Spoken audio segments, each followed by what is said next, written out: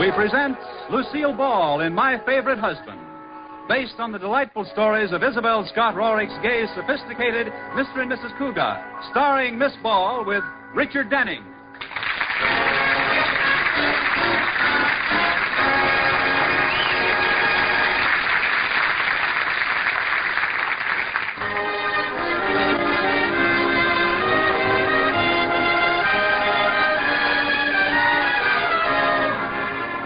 Well, let's look in on the Cugats and see what they're doing. It's morning, and George Cugat is seated alone at the breakfast table. Liz is helping Katie, the maid, in the kitchen by fixing the toast. Liz, is the toast ready yet? Oh, just a minute, dear. Now it's ready. Liz, what was that noise I heard? Nothing. Oh, how do you want it scraped, dear? Light, medium, or charcoal broiled? Oh, it doesn't matter. Well, if you hadn't heard me, you'd never know the difference. Here you are. Liz, you scraped it too hard. It's back to bread again. Well, I can't help it. It's a toaster's fault. If you'd fix half the things around here. Now, wait a minute. I did fix the toaster. I tightened the spring yesterday so the toast would pop up better. Oh, you did that. Well, you made the spring too tight, and you better apologize to Katie. What for? She fell into the sink running back to catch a high fly. Yes. And if it ever learns to throw a curve, we're really in trouble. Well, it's a perfectly good toaster. I'll try to fix it. You'll try to fix it, yeah. Well, what do you do, buy a new one? Either that or get Katie a fielder's mitt. Oh, George, let's not fight so early in the morning. Yeah, all right. We'll wait a while. You're so cute. Give me a kiss.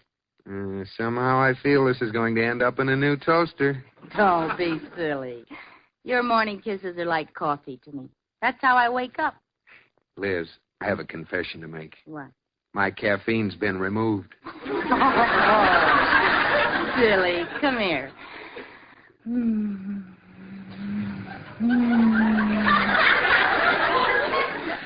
Sanka. Oh, you're welcome.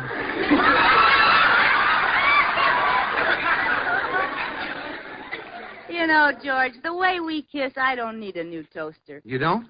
No, just put a piece of bread in my hand and kiss me again.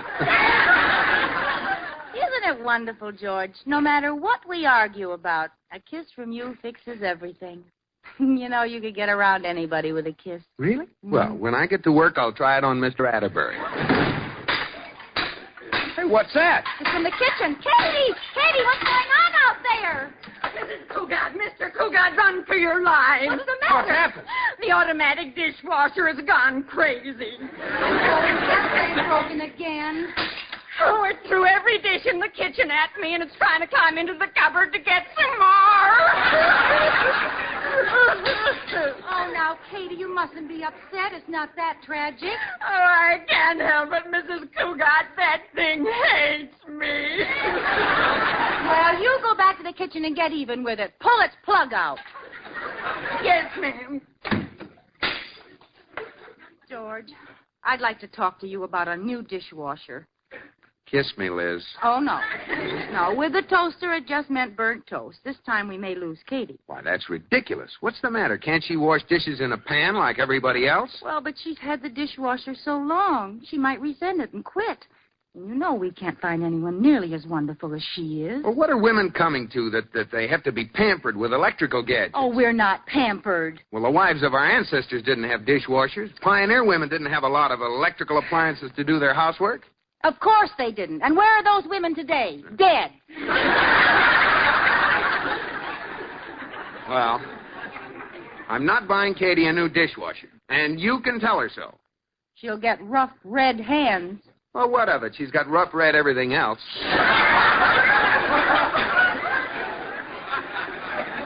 Well, I'll tell you the truth, George. I wasn't thinking Katie. I was thinking of someone else. Uh-huh. Well, come clean. Whom were you thinking of? Oh, you're so grammatical. Well, I can't help it. That's correct. Whom were you thinking of? Hume. Me? I mean me? What are you talking about? Well, if we don't have a dishwasher and it's Katie's night off, I'll be washing the dishes. I thought so. Oh, I don't care for myself. But when you come home and you greet me, and you kiss my hand, Yes? you'll get dishpan lips.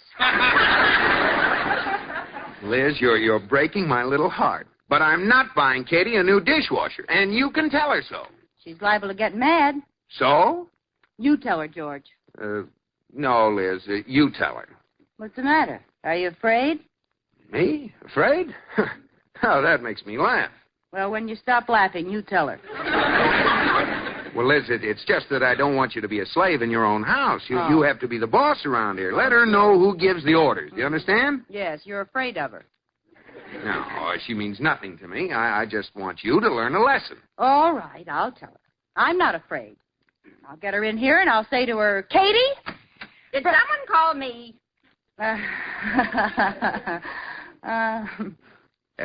Mrs. Cugat has something to tell you, Katie. No. Yes. Katie, there's something you might as well know right now. What is it? I want some more coffee. That's telling her, Liz. Oh, why don't you go to work?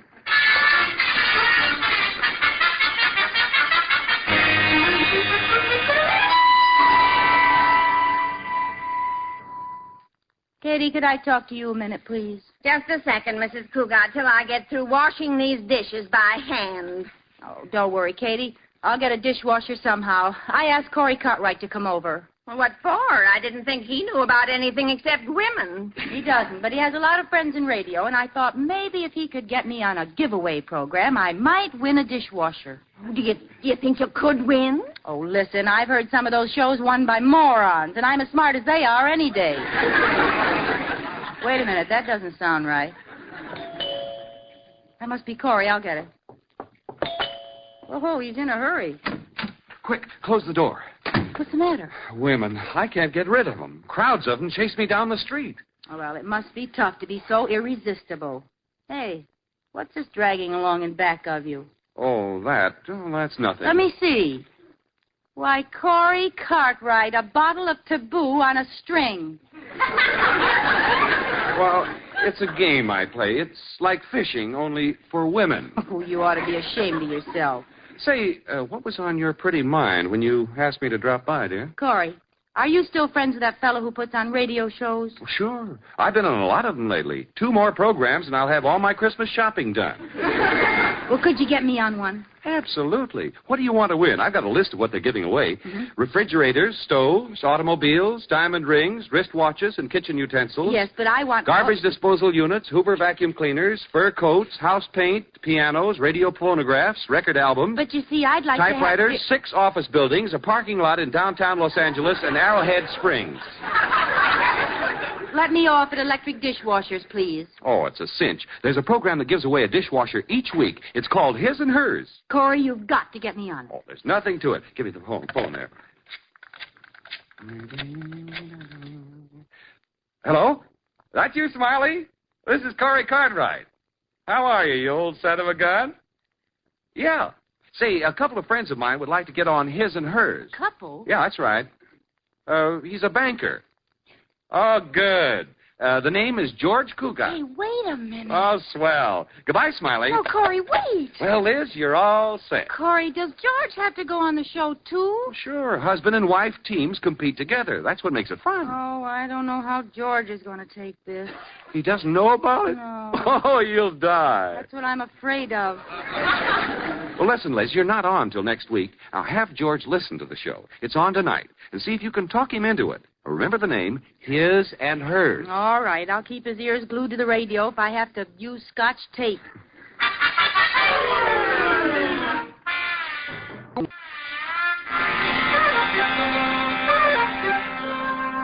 Well, George, we have a whole evening to ourselves. What would you like to do, honey? Oh, I don't know. I can't make up my mind between going to a movie or visiting the Stearns. You decide. All right, I decided. Which is it going to be? We'll stay home and listen to the radio. But, Liz. I want to be alone with you, George. We can smooch. We can? I could smooch with you 24 hours a day, 7 days a week, 52 weeks a year, with time and a half for over-smooch. Say, what's this radio business? I thought you didn't like radio shows. Me? Oh, no, I love radio. I listen to it all day long. Oh, yeah? What programs? Portia Faces John's Other Wife. What? Ma Perkins Can Be Beautiful. No, Liz. When a girl marries, it pays to be ignorant. No. Libby Owens, Glass Girl Glass Blower. Oh, stop it. What scheme is brewing in that pretty little skull? Nothing. I just want to listen to the radio. I'll turn it on. Yeah, all right. As long as it isn't one of those horrible quiz shows. Quiz shows? Oh, if there's one thing I can't stand, it's a lot of silly characters making fools of themselves in front of a microphone. Oh, I think they're a lot of fun. How can a person with any self-respect appear on one of those things? And now, ladies and gentlemen, our last contestants will come up to the microphone to compete for our big jackpot prize on His and Hers. Mr. and Mrs. Paul Roney. Liz, that's a quiz show. Now, can either of you tell me the answer to this question? What is stored at Fort Knox? Yeah, now that's an insult to his intelligence, and any fool knows what's stored at Fort Knox. Sure, gelatin. Here, turn that thing off. No, I want to listen. Gold is right, and Mr. and Mrs. Roney win the jackpot for tonight's His and Hers. Good night. You mean both a man and his wife go through that? Yes. Doesn't it sound like fun? Is there no bottom to a human being's dignity? And now we'll announce the names of next week's contestants. Oh, no. What's the matter, Liz? You're right. It's silly. Turn it on. Mr. and Mrs. Tom Lefevre. No, I want to see who the suckers will be next week. Dr. and Mrs. Charles Van Tassel. And what other half-wits? Mr. and Mrs. George Cugat. Liz. Well, let's go to a movie. Liz, sit down. I don't like the look in your eye, George. I can explain everything honestly. Go ahead. Put the lamp down, and I will. I'm just holding it so you won't knock it down. Now stop shaking. All right. I wanted a dishwasher, and Corey knew the master of ceremonies, and he fixed it up for us. That's all. My pal.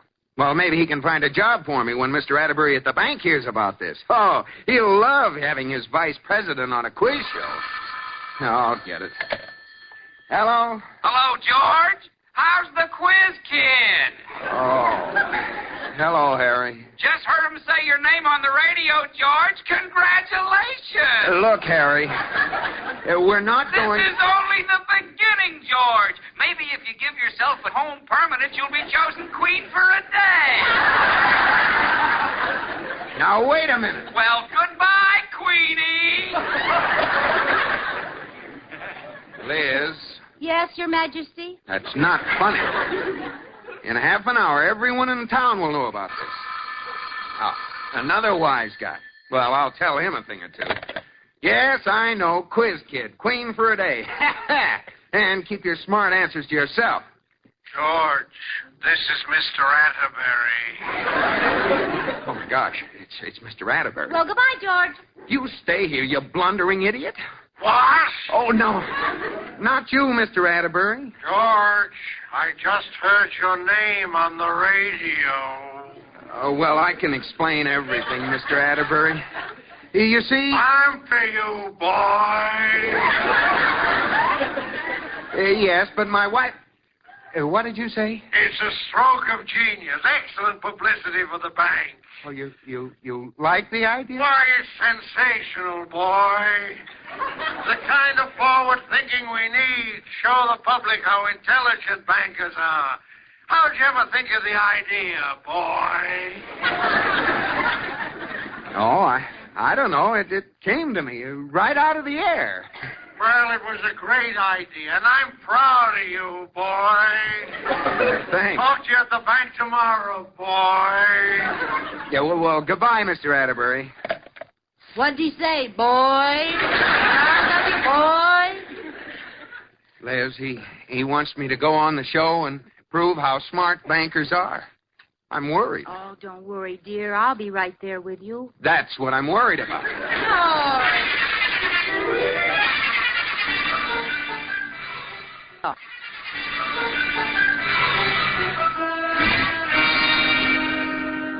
Now, Liz, I brought all these books home from the library. Uh-huh. And you know what we're going to do with them tonight? Press flowers? No. No, we're going to study for that quiz show.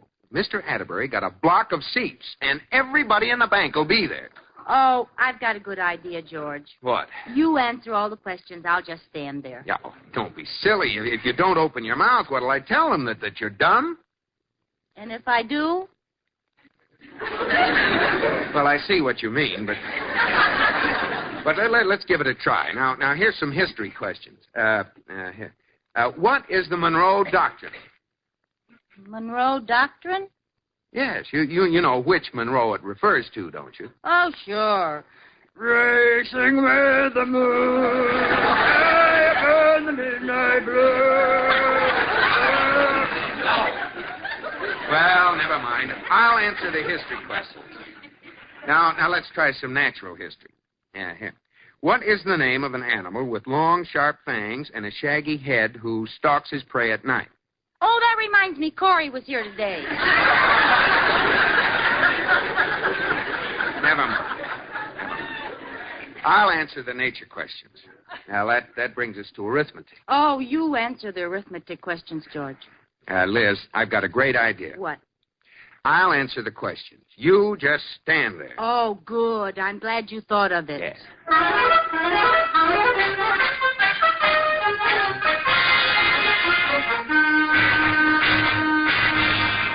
Hi, Liz, dear.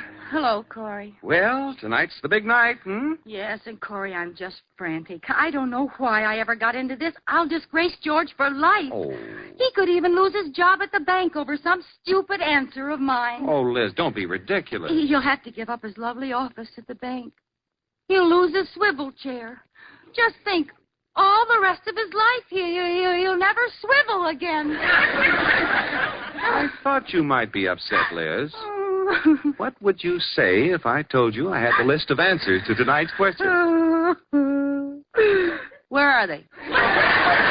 Here, I got them from Adele, the producer's secretary. I had a date with her last night. Oh, Corey, I couldn't look at them. That's dishonest. Wouldn't be fair. Well, if that's the way you feel about it, Maybe one little peek. just one. I'll just peek at the first question, that's all. All right. Oh, what do you know? I had the list upside down. I peeked at the last one by mistake. Now I guess I'll have to peek my way back up to the first one. There. Mm-hmm. Now, can you remember them? Sure. Al Jolson, the sap runs every 2 years, Life with Father, and to scrape the barnacles off her hoe. That's right. I wonder what the questions are. That one about the sap running, that must be about trees, huh? What do you care as long as you have the answers? You're a cinch, Liz. Oh, this is just wonderful, Corey. George is going to be so proud of me.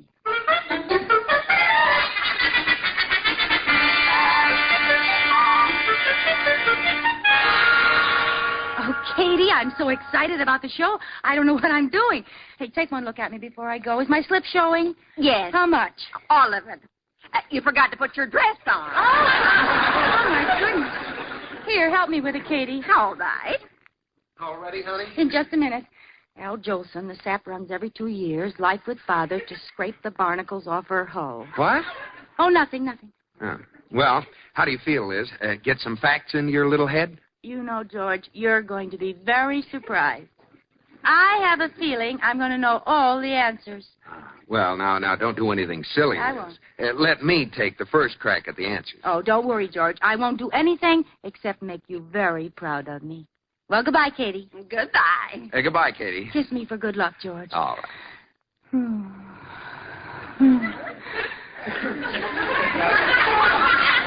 Well, I don't know about that show, His and Hers, but there's nothing wrong with yours and mine. Come on, crazy. Let's get this over with.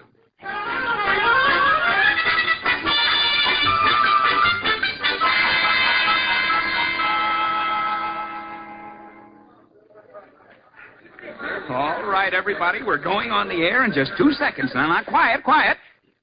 Presenting that sensational new quiz show, His and Hers.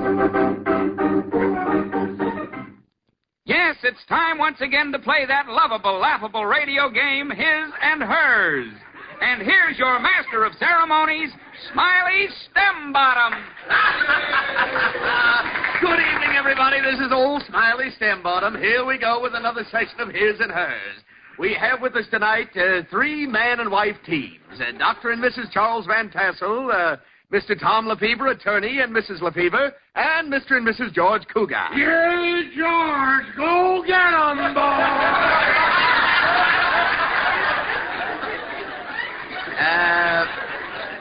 Apparently, Mr. Cugat has some friends in the audience. Now, while our contestants are waiting in a room off stage, I'd like to announce that because we have such an intelligent group, a doctor, a lawyer, and a banker, we have thrown out the easy questions we were going to use and have substituted harder ones. Now coming onto the stage are our first contestants. You must be Dr. Van Tassel. That's right, and this is my wife.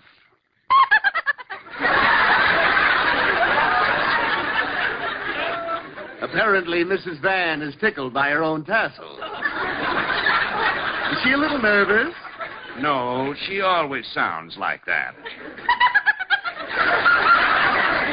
Yes. All right, here we go for our first question. Now, you only have one answer between you, so think carefully. Who discovered the fountain of youth and claimed he could live forever? Ponce de Leon. Absolutely right. What do you say to that, Mrs. Van Tassel? I knew you would. Now you have 25 points, and we'll go to the next question. What is your congressman's... I guess they'll call us pretty soon, won't they, George? Yes, now don't be nervous, Liz. Oh, I'm not nervous. Well, let's go. Isn't someone knocking at the door? No, that's your knees. All right, so I'm nervous. I should think you'd be, too, that those questions are liable to be tough. Oh, don't worry, George. I have a feeling I'm going to know every answer. Oh, look who has that feeling. Oh. Mr. and Mrs. Cugat, we're ready for you. Oh, here we go. Come on, George. And here they come, our third contestants, Mr. and Mrs. Cugat. You tell 'em, George.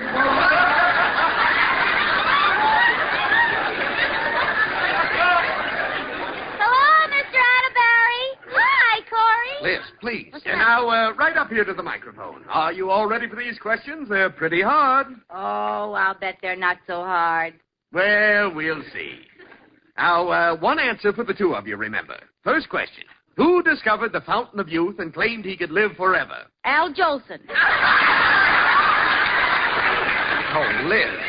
I'm so sorry. That's wrong, Mrs. Cugat. It is? Yes, but let's go on to question number 2. Okay. Question number 2. This is political.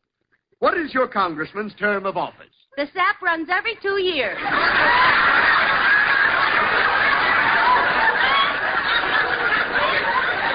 I'm so sorry. Liz, have you gone crazy? Something's wrong, George, but I'll get the rest of them. Well, let me answer this one. All right, George. Question number 3. What has caused America to have such a great increase in population? Well, George? I don't know. Would you repeat the question, please? What has caused America to have such a great increase in population? Is it life with Father? Wrong again. You now have a total score of nothing. Cugat, you're a stupid numbskull. No coaching from the audience, please.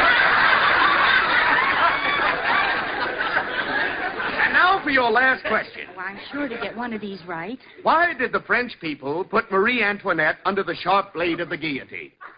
To scrape the barnacles off her hull.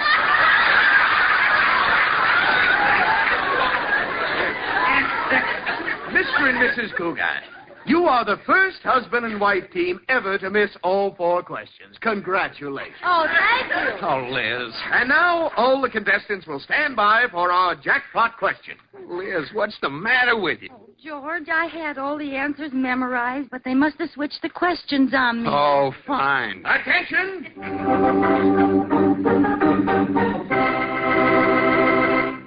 Before the jackpot question, here are the standings of our contestants.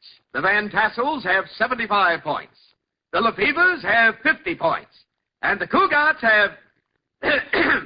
Now, Now, since our jackpot question counts 100, whoever gets it right will win our giant prize, an electric dishwasher. Oh, we've still got a chance, George. Yeah. And tonight we're adding a special prize to go with the dishwasher.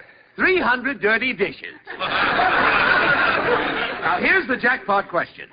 At the last session of the Big Four foreign ministers in Paris, when Russia and the United States were in disagreement, what did Andrei Vyshinsky say to Secretary of State Marshall? Oh, come, someone must know it. What did Andrei Vyshinsky say to Secretary of State Marshall? I give up, George. Let's go home. You're right! That is what Vyshinsky said to Marshall. I give up, George. Let's go home. And the Cugats win the electric dishwasher. And a girl lives. Well, how do you like that? I didn't even know I could speak Russian. Vyshinsky, you're wonderful. Come on, everybody. The borscht is on me.